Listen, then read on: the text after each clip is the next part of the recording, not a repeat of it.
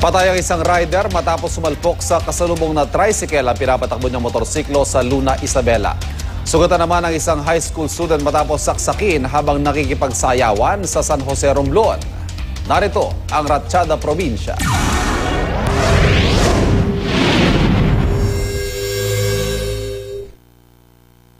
Ginagamot sa Dr. Rafael S. Tumbucon Memorial Hospital sa Calibo, Aklan ang isang third-year high school student. Ayon sa pulisya, nasaksak ang estudyante sa isang sayawan sa karatig bayan ng San Jose, Romblon. Naaresto naman daw ang suspect. Personal na alitan daw ang motibo sa krimen. Sa San Fernando, Masbate, sinunog ng mga ininalang miyembro ng New People's Army ang tatlong heavy equipment. Ayon sa mga otoridad, nakaparada ang isang pison, grader at loader ng atake ng mga rebelde. Ginagamit ang 5 milyong pisong halaga ng equipment sa isang road construction project. Inaalam pa kung anong motibo ng mga salarin. Aksidente naman sa Luna, Isabela.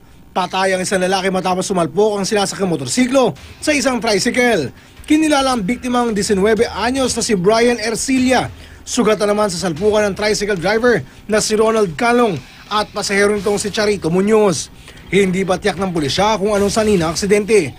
Nakatakdang kasuhan ang driver ng tricycle.